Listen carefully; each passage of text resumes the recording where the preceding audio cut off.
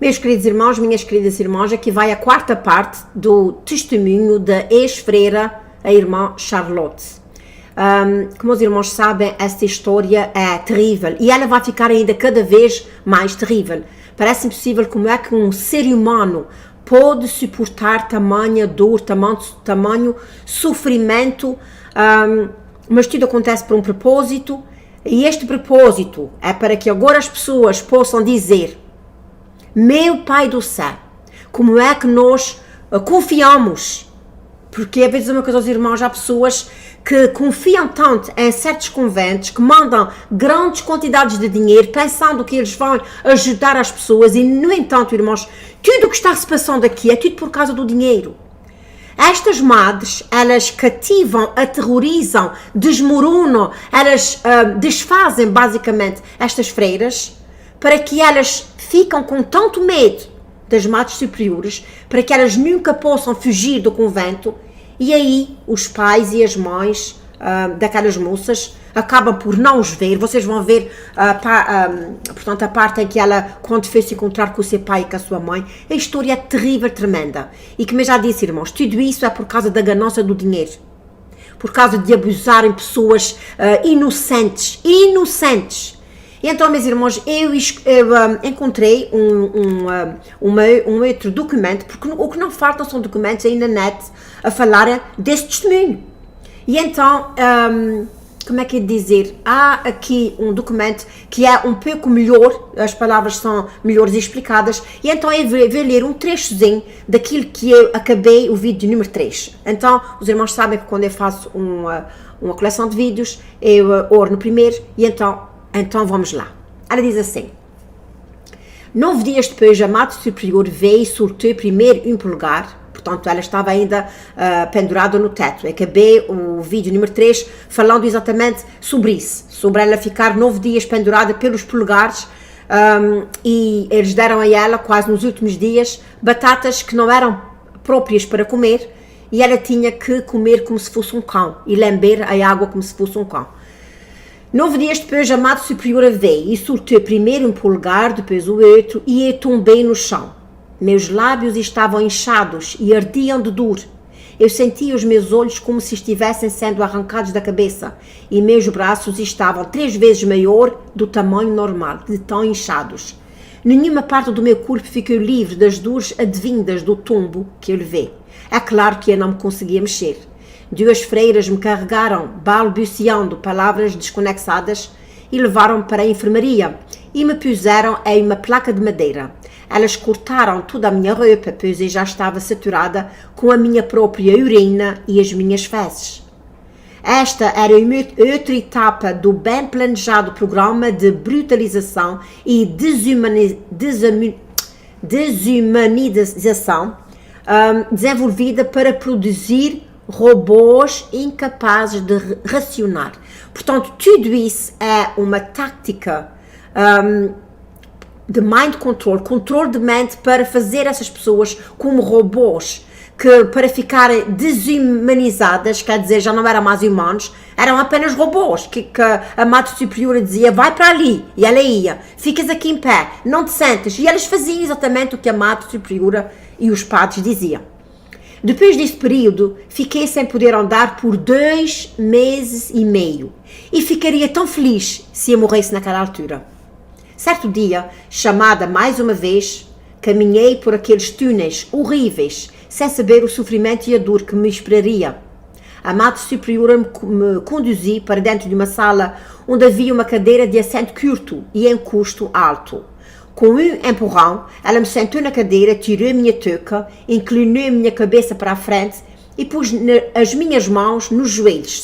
Ela pôs-la assim, as mãos e os joelhos juntos. Ela rapidamente amarrou meus pulsos para que eu não me mexesse e me imobilizou na cadeira. Em seguida, ela posicionou uma torneira acima da minha cabeça careca e ajustou de forma que caísse água, uma gota de cada vez.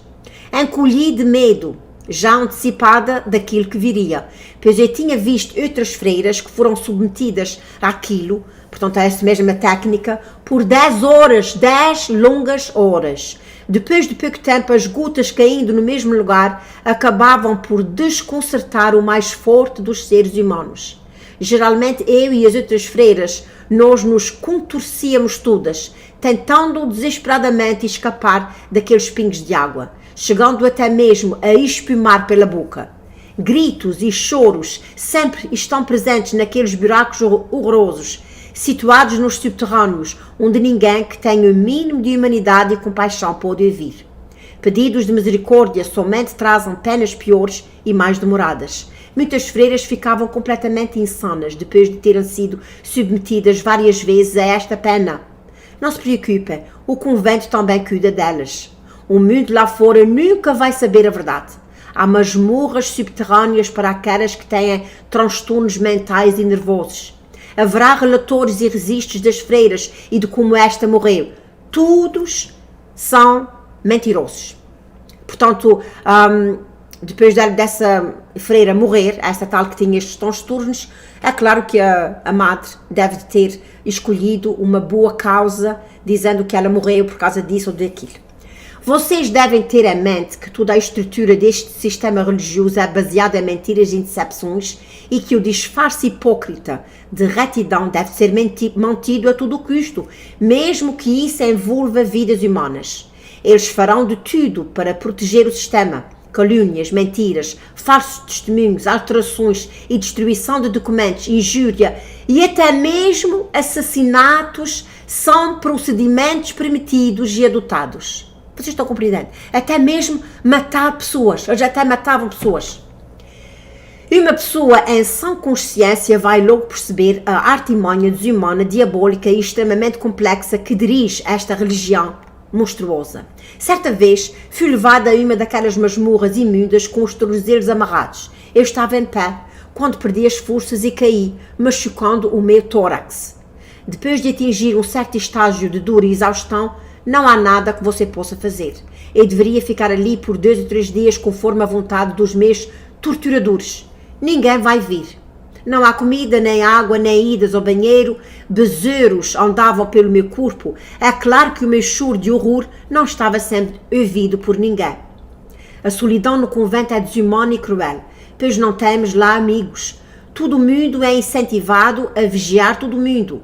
E a menor infração às regras acarreta punições duras e instantâneas. Não havia amizade entre as freiras, havia só desconfiança e isolamento eram a ordem do dia da vida no convento. Através de uma isolação sistemática e metódica, éramos ensinadas a não confiar e a não depender de ninguém. Nunca podíamos nos unir para protestar contra aquelas condições. Os comunistas adotaram um programa similar nos campos de prisioneiros de guerra na Coreia, a fim de prevenir qualquer contato ou cooperação entre os presos. Cada freira é ensinada a ser uma sentinela, para vigiar e denunciar as outras. Denúncias e traições deixaram as informantes numa boa posição com a Madre Superiora. Quer dizer, quanto mais você... nós em português dizemos alcovitar, quer dizer, você ouve, vê e vai dizer à Madre Superiora. E quanto mais você ouvir e disser à Madre Superiora, você fica com uma melhor amizade com a Madre Superiora. A aprovação dela era tão desejada pelas irmãs que geralmente elas inventavam e exageravam a fim de obter este tipo de favor. Obediência absoluta em tudo é exigida no convento e você aprende bem rápido a obedecer sem questionar. Cada vez que entrava na minha cela, eu tinha que me ajoelhar e rezar pela humanidade perdida, enquanto sofria e derramava mais do que sangue. Só que depois de ter feito isso é que eu podia deitar na placa de madeira que me servia de cama. Exatamente 7 minutos antes da meia-noite, um sino tocava e as celas eram abertas para que todas nós nos reuníssemos na capela a fim de rezar até à 1 da manhã pela humanidade perdida. Vejam só a vida que elas tinham. Elas, oh my God. Depois voltávamos para as nossas celas e éramos trancadas até às 4:30 da manhã. Quando um sino era tocado, nós tínhamos exatamente 5 minutos para nos vestir e nos apressar, descalças para as nossas obrigações. Esta era uma rotina diária e atrasos na hora de se vestir acarretavam penas muito severas. Toda a noite às 20 horas, tínhamos de descer para uma galeria longa e escura para fazer penitência na sala de meditação. Lá havia uma minúscula sala de cerca de 1,20 m quadrados, que continha sobre uma pequena mesa um crânio humano e uma vela. Tínhamos de dobrar os joelhos, fixar os olhos naquela caveira e meditar durante 1 hora sobre a morte. Quando este tempo findava, um sino era tocado e voltávamos para as nossas celas, onde tirávamos toda a roupa. Então, pegávamos 3 correntes entrelaçadas de pontas pontiagudas que ficavam penduradas nas nossas celas e começávamos a dar chicoteadas no nosso próprio corpo, imitando as chicoteadas de Cristo na terra. Às vezes, por causa da falta de força e comida, era difícil dar muitas chicotadas. Se a Madre Superiora se suspeitasse disso, ela ordenava que nós nos despíssemos e que 2 outras freiras nos aceitavam cruelmente. Depois disso, durante dias, você não tem nenhuma vontade de tomar o seu café, comer o seu pão e fazer qualquer outra coisa. Tendo em vista o sofrimento a que você está. Esta era a vida no convento da Clausura. Lá é usado o cruel sistema de lavagem cerebral, assim como a Rússia faz nos campos de concentração. A brutalidade é exatamente a mesma, mas Roma estende a bandeira da religiosidade, ao passo que a Rússia, onde impera o comunismo, é abertamente ateísta. No refeitório onde nós alimentávamos, havia 2 longas mesas de madeira e cada freira tinha um lugar designado para se sentar. Ninguém jamais sentava no lugar da outra. No café da manhã ganhávamos apenas um copo grande e fino de café preto forte e um pedaço de pão preto, que pesava exatamente 115 gramas.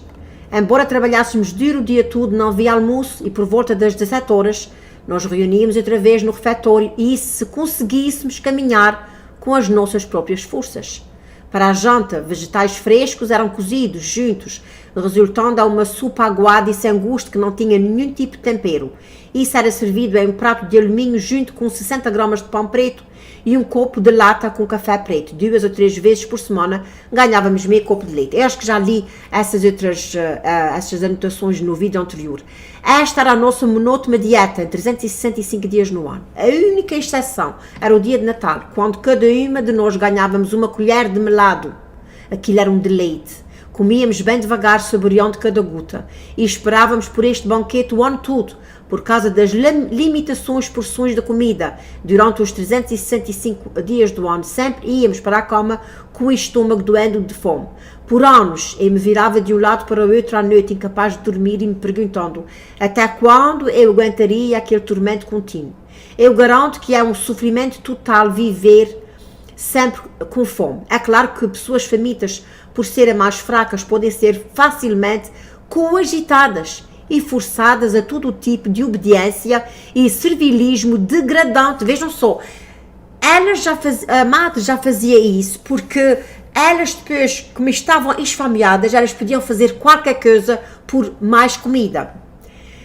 Portanto, ela diz assim, as pessoas famintas, por serem mais fracas, podem ser facilmente coagidas, forçadas a todo tipo de obediência e servilismo degradante.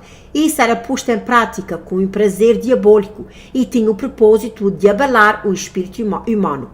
Por causa de uma dieta horrivelmente restrita, da tortura, derramamento de sangue, de longas e duras horas de penitência, é bastante comum que os corpos desfaleçam, adoeçam e que freiras morrem jovens nos conventos da Cláusula. Lembrem que há conventos de Cláusula nos Estados Unidos. Na preparação das verduras, as batatas são cozidas com a casca e descascadas só depois de cozidas. Certa vez, quando fazia os serviços da cozinha, eu estava juntando uma pilha dessas cascas de batata para pôr no lixo.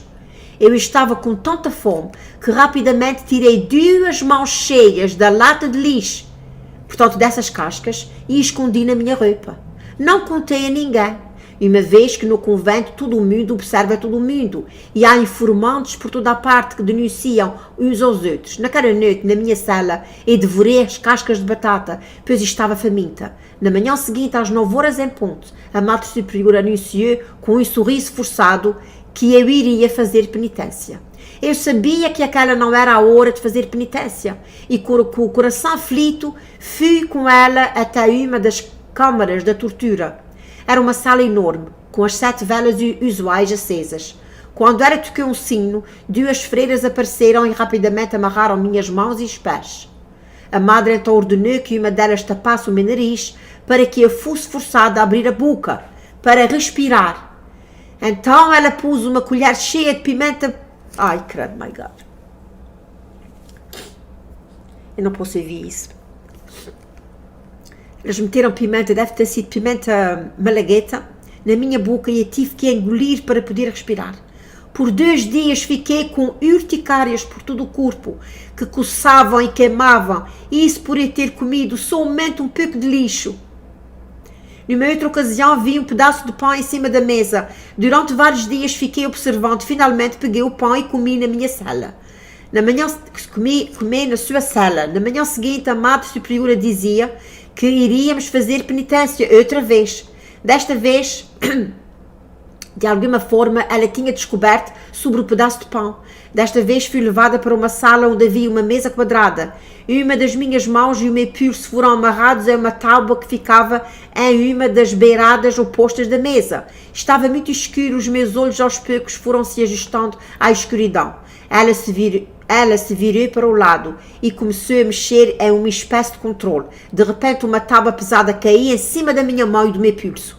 Portanto, ela puxou, de certeza, com uma manivela uma tábua para cima e, portanto, a Madre Superiora e a freira tinha a mão em cima daquela mesa e depois ela deixou cair a tábua em cima da mão dela.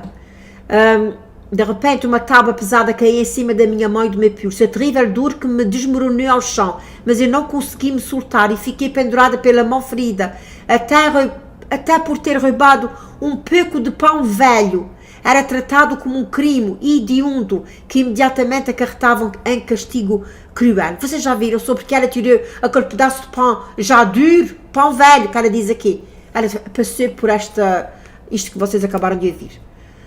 À medida que os anos passavam, aprendi a usar martelo, serra, pá e qualquer ferramenta que um homem normalmente usa. Dávamos duro, fazíamos trabalho manual pesado, cavando túneis e salas subterrâneas, construindo paredes, revestindo, etc. Geralmente eram 3, 4 ou 5 quilômetros de túnel atrás de nós. Às vezes nós não perguntávamos se ainda tínhamos voz, pois devido à rígida regra do silêncio, nós falávamos sussurrando umas com as outras. Logo na manhã seguinte, a Madre Superiora chamava as infraturas e dizia: você vai fazer penitência. Nós ficávamos imaginando como ela podia ter nos escutado. Portanto, provavelmente, ela devia ter uma escuta nas celas para ouvir de onde elas dormiam. Nós ficávamos imaginando como é que ela podia ter nos escutado. Um dia ficamos sabendo que todos os 56 km do túnel debaixo do convento possuíam sistema de escuta, de forma que ela podia ouvir cada sussurro. Trabalhando nos túneis, ouvíamos o barulho do sino chamando para a refeição. Às vezes, por causa da fadiga e da distância, chegávamos atrasadas. Tendo em vista que cada uma tinha o seu lugar, era fácil saber quem estava atrasada. Quando nos atrasávamos, após pegar o copo, a panela e a colher, tínhamos que sair engatinhando atrás de cada freira, implorando uma colher da sua comida. Depois de engatinhar atrás uma da outra, as infraturas se sentavam no chão para comer, isto é, para humilhá-las, para ferir o seu orgulho e ainda incentivar a pontualidade. O dia no convento começava às 4h30 da manhã, quando a Madre Superiora tocava um sino. Isso significava que nós tínhamos exatamente 5 minutos para nos vestir. No começo, eu me atrasava 30 segundos, mas o castigo para esta pequena infração era tão severo que eu nunca mais me atrasei de novo. No convento, os castigos cruéis acarretam em obediência absoluta e inquestionável. E cada regra, cada ordem, não importa o quanto seja banal ou irracional, mentiras, enganos e encobrimentos e ocultação de infrações com vistas a evitar as terríveis consequências tornam-se um estilo de vida para as freiras. Quando acabávamos de nos vestir, caminhávamos na ponta dos pés, olhando para baixo, e nós apresentávamos à Madre Superiora. Então ela nos falava quais eram as nossas tarefas do dia, que incluíam limpeza, lavar, passar roupa, cozinhar, além de outros trabalhos pesados e cansativos. Lavávamos as roupas em 12 tinas velhas, usando aventais de alumínio. Para passar, nós usávamos um ferro que aquecíamos no fogo. Não era só para o convento que nós lavávamos e passávamos. Os sacerdotes da redondeza tinham a liberdade de nos mandar todas as suas roupas sujas, inclusive roupas de cama e mesa. Era um trabalho de escravo, feito de graça para eles. O piso da lavandaria era feito de uma semente áspera e a lavagem pesada em 12 bacias velhas fazia com que a água de sabão se espalhasse por todo o lado. Nós caminhávamos descalças porque meias e sapatos eram um luxo que nos era negado naquele convento. De repente a Madre Superiora aparecia, de supetão, aterrorizando todo o mundo, pois não tinha como saber por que ela tinha vindo. Quando ela aparecia deste jeito, alguém sempre tinha que sofrer. Tendo em vista que as coisas são feitas em silêncio, em um convento, nós aprendemos a perceber a presença dela antes mesmo dela chegar. Um dos seus preferidos divertimentos na lavandaria era ordenar que uma ou mais freiras se prostrassem no chão ensaboado, molhado e frio. Em seguida, com um olhar cruel de desprezo, ela mandava a vítima desenhar com a língua cruzes extensivas no piso áspero. Ela observava atentamente para ver se havia o menor sinal de raiva, tédio ou receio no rosto daquela que era forçada a desenhar as cruzes, lambendo o chão. Se ela percebesse alguma coisa, em vez de 10 cruzes, ela mandava fazer 20 e umas 20 cruzes com a língua. Acreditem, ela ficava satisfeita só depois que a língua estivesse esfolada e sangrando. A vítima ficava incapacitada de comer e beber por 1 ou 2 dias, pois por causa da língua machucada, muitas vezes a madre voltava logo no dia seguinte, agarrava a mesma vítima e a forçava a fazer as cruzes de novo. Meu Deus, eu vou dizer uma coisa aos irmãos, eu não sei de onde é que essa gente tem tanta mente diabólica, de onde é que elas vão buscar essas coisas, essa mente diabólica? O trabalho era duro, dotado com uma boa maneira de disciplina. Por causa da constante tortura e da fome, nós entrávamos e permanecíamos em um estado crônico de fadiga e exaustão. Éramos propriedade do Papa e do sistema, tínhamos que trabalhar até à morte para o prazer deles. Todo o nosso choro e lamento nunca seria ouvido, ninguém moveria um dedo para nos ajudar. Outro castigo favorito era nos forçar a caminhar de joelhos 10 vezes em um corredor de cima a baixo. Quando eu fazia isso, meus joelhos me matavam. Na quarta ou na sexta-feira, sem forças, eu não podia continuar e então caía exausta. A Madre Superiora me sacudia, me punha de volta de joelhos e me mandava continuar. Eu procurava desesperadamente terminar aquela tarefa. No dia seguinte, ela quase sempre me ordenava fazer a mesma coisa e isto machucava ainda mais os meus joelhos que já estavam cortados e esfolados. Estes eram os tormentos e as torturas que as freiras estavam sujeitas dia após dia, ano após ano. Não havia misericórdia. Havia apenas crueldade e isto multiplicava e reforçava o desespero e a falta de esperança que estava em todo o convento. Eles sempre nos diziam que se fizéssemos tal penitência, estaríamos satisfazendo a Deus e alegrando a Deus, que olhava para o nosso sofrimento e dava um sorriso de aprovação. Embora fosse difícil aceitar isso, os religiosos sem conhecimento simplesmente acreditavam no que lhes é ensinado, sem nunca ter lido a Bíblia. Não havia como aprendermos a verdade. Muitas de nós tínhamos sido educadas conforme os ensinamentos e as tradições do catolicismo romano. Fomos arrancadas ainda bem jovens da família e dos amigos. Não demorava muito para nos darmos conta da terrível realidade e então vinha a decepção. Quando isso acontecia, o resultado era ateístas que odiavam qualquer coisa relacionada a Deus e aos santos. Havia ódio, crueldade, violência e então aflora naqueles corações desiludidos e amargurados. Não havia banheira para tomar banho naquele convento, apenas um tanque de metal, idêntico àqueles que os cavalos bebem água. Nós só podíamos tomar banho quando a Madre Superiora ordenava. No banho eu tirava todas as roupas, exceto o meu escapulário. Fomos ensinadas que no primeiro sábado após a morte de um católico romano, a Virgem Maria descia ao purgatório. Ela libertava quem quer que encontrasse lá usando um escapulário. Fui iludida por esta e por outras mentiras religiosas, pois não tinha conhecimento. Fui ensinada a aceitar como verdade tudo o que a Madre Superiora dizia.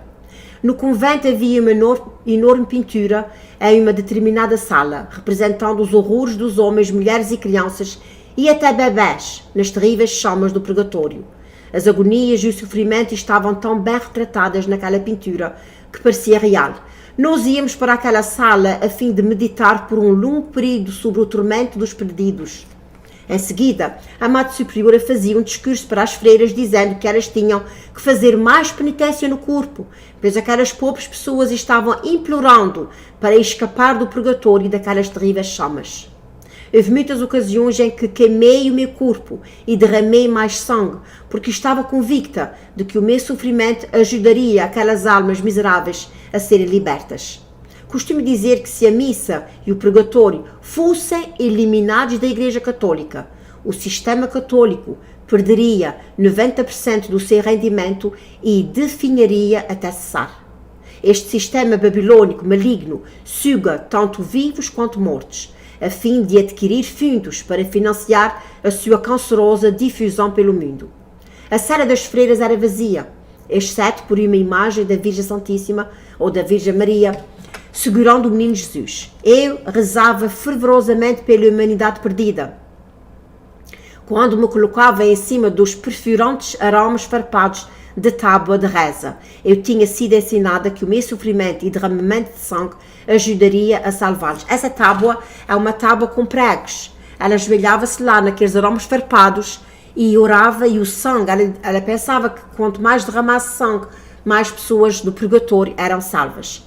Eu tinha sido ensinada que o meu sofrimento e o derramamento de sangue iria ajudá-los. Eu acreditava que por causa do meu sofrimento, a minha pobre e velha avó seria libertada logo do purgatório, pois o sacerdote da nossa família tinha-nos assegurado que ela foi para lá ao morrer.